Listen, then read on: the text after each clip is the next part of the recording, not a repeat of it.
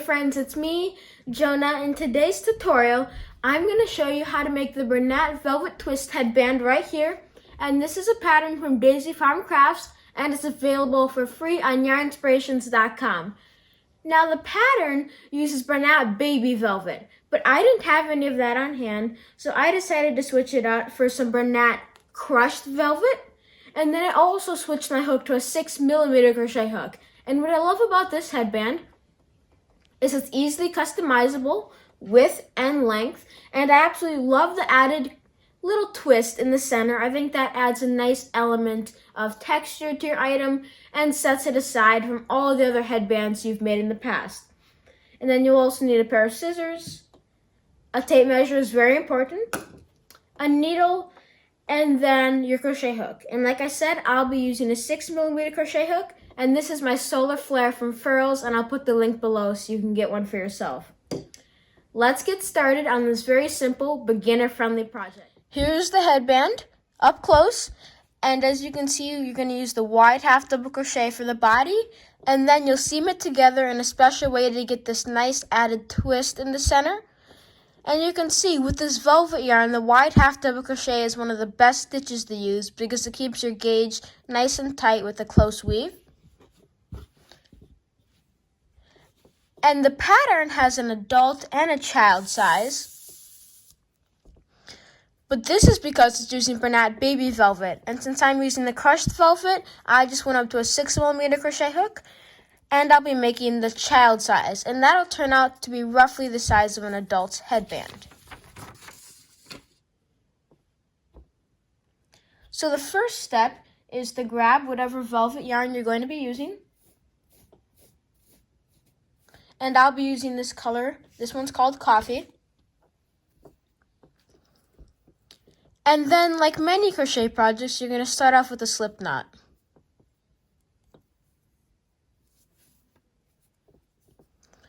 And then the next step is the chain 16.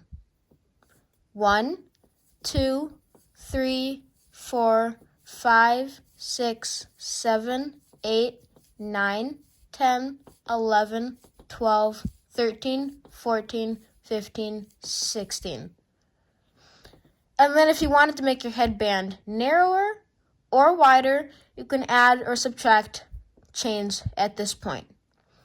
So now you're going to start by yarning over and then go into the third chain from the hook. 1, 2, 3. Work a half double crochet. And then into the next chain, you're going to yarn over, insert, pull up, pull through 3 for another half double crochet. And then in the next chain, you're going to half double crochet again. And for the first row, this is all you need to do. Just half double crochet into each of the chains. And normally when you're doing a foundation chain, you might crochet under both loops or in the back loop. But I like to do it under just the top loop when I'm making this headband, because that makes the 2 bottom loops easily accessible for when we're adding the twist in our headband, which is the final step. So far, I've just kept crocheting along, putting half double crochets in each chain. And then by the end of this row, you should have 14 half double crochets plus a chain 2. And that was our final half double crochet. So here's our first row. And the next row is where you're going to begin the repeat for the entire headband using the wide half double crochet. This was just the foundation row to build upon. And to do that, you're going to chain 2 and then turn your work. Then you're going to yarn over and work a half double crochet, but in between these posts here. Because normally when you work a half double crochet, you'll go under the top 2 loops here, just the back loop, front loop, or in this third loop. But you're just going to ignore the loops up here. And then you're going to work your half double crochet down in between the post.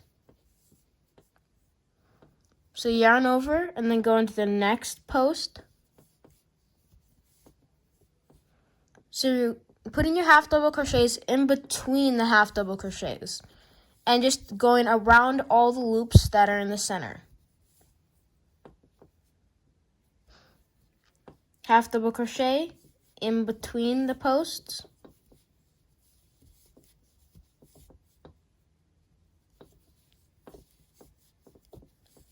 half double crochet, half double crochet, and this is called the wide half double crochet.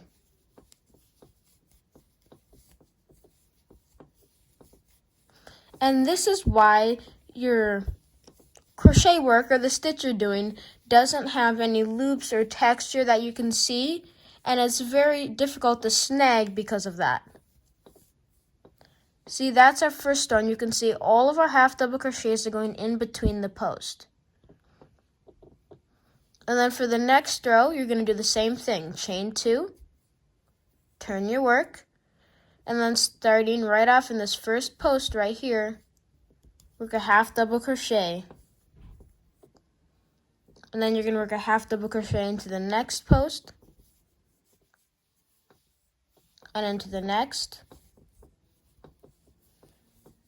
and into the next.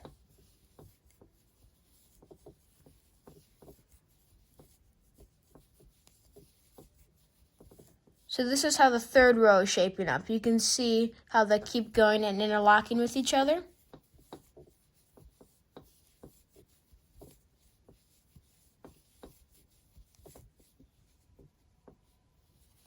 Half double crochet again, half double crochet, and then when you get to the end of the row, you have a chain 2 right here, and then another half double crochet. So for the last stitch of every row, it's going to go between that chain 2 and the half double crochet. And that completes our third row. So now you can see how it's this beautifully smooth piece of work. So again, you're going to chain 2, turn your work,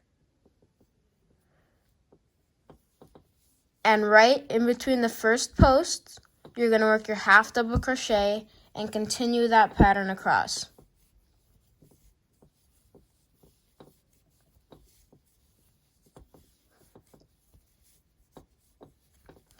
And once you work a few rows, you'll begin to get into a rhythm, and then you won't have to spread the post apart before each stitch. You can just naturally know where your hook has to go. This is the fourth row. I have 3 or 4 half double crochets left. And 1 between the final chain 2 and the half double crochet. So we're going to work 1 more row, and then I'll show you what your next steps are. So chain 2, turn, and then keep wide half double crocheting in each stitch across.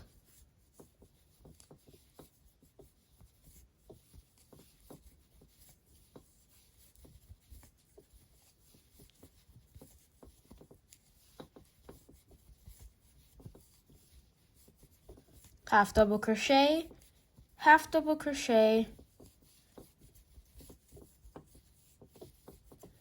and then soon we'll be to the end of this row.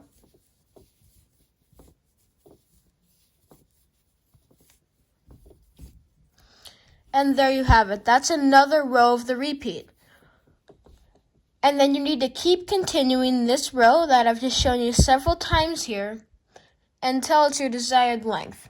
And your desired length is going to be 3 inches shorter than your head circumference.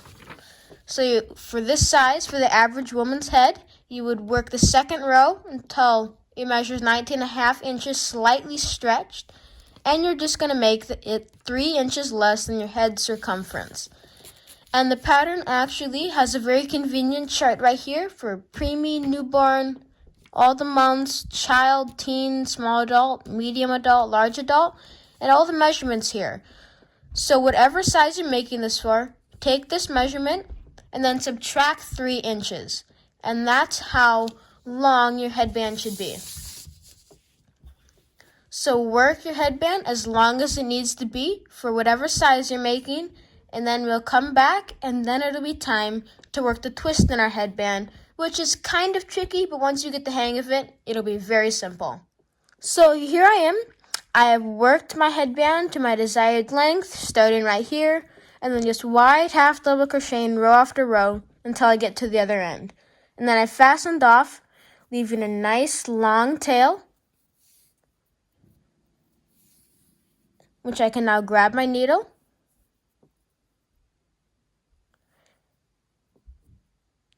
and thread it through, and then set it aside.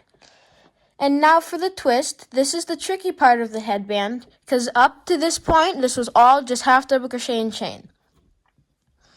And with this stitch, there's no right or wrong side. So we're going to pull the two sides in like this, and then you can turn it so that you have your two sides facing.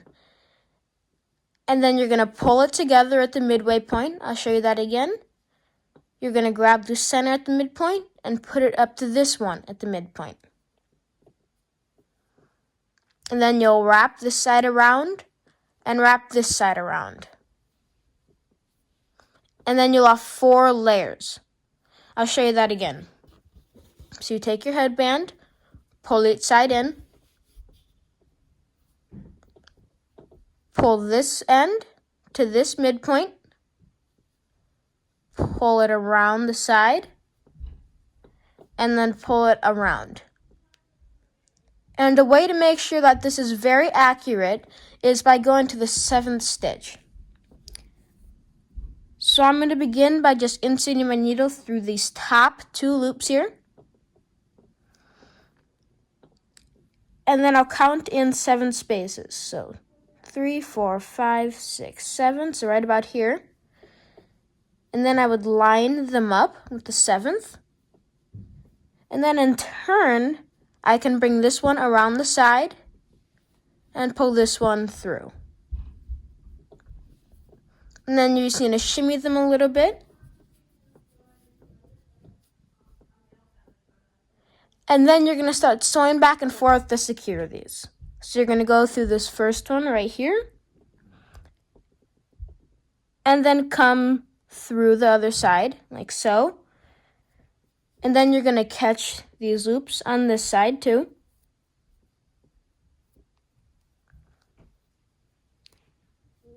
And then go through again with this side. And then you're going to pull through. And now that you have your 4 layers here, your next step is just for every stitch to go back through and make sure you get through each layer. You can kind of separate them a little bit if you find that helpful to get through each layer. And then just pull through and tighten. And then go through this layer, then the following layer, and the next layer, and the one after that. And you'll see the farther you get, the easier that they fall in place. And you have to make sure that you catch every single layer and spread your stitches out evenly.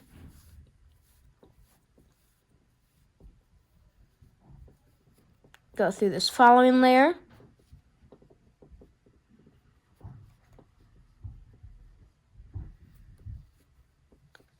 And back through. Back through the following layer. And repeat again.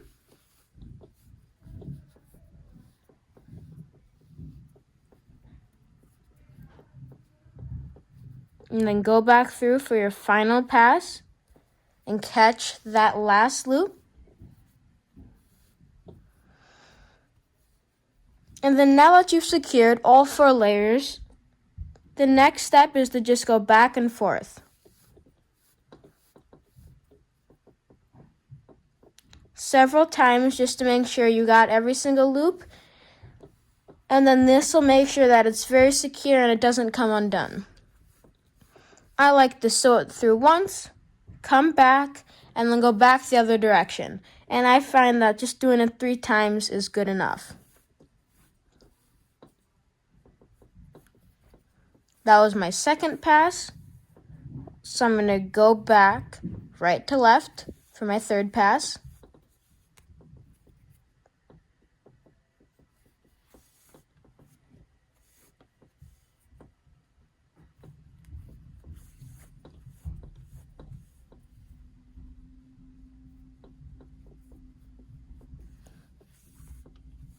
Keep pulling back and forth, making sure you catch as many layers as you can of the 4.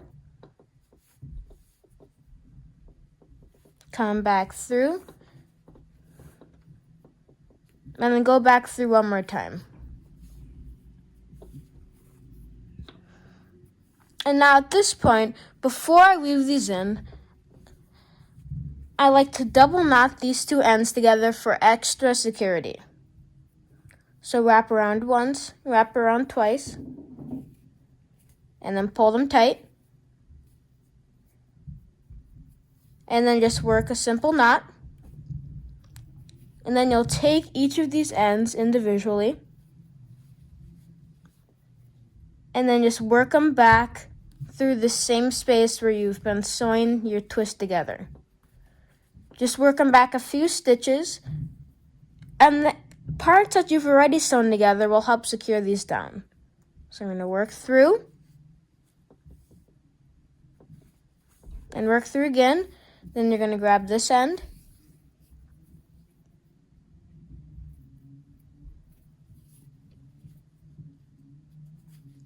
and start weaving it through a couple times.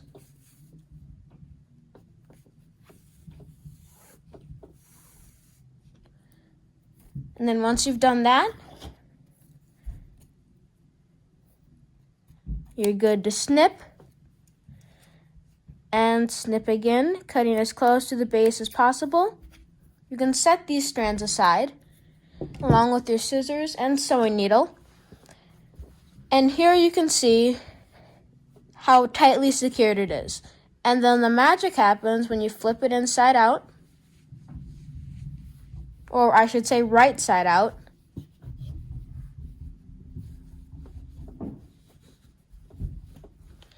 And then you have that beautiful twist in the center. As you can see, it comes through this way and comes back out this side. And that's how you make your velvet twist headband. Now, like I said, making the actual panel is very simple. The twist can be a little bit tricky, so I recommend you watch that over a couple times. But once you get it, you'll be able to make so many of these headbands very fast. I hope you enjoyed making the Bernat Velvet Twist Headband, which is a pattern from Daisy Farm Crafts. And remember, you can use so many different types of velvet yarn. You can use regular, baby, crushed. This is the color coffee. This is the color white. And this is the color soft gray. And I can't wait to hear what colors you chose. And don't forget, I'll put a link below to my Furls crochet hook. This is the Solar Flare 6mm, along with my website, which has my books, my kits, and if you're lucky, some crochet items. Please make sure to like, comment, and subscribe to Jonah's Hands. Have a wonderful rest of your day and crochet away, friends.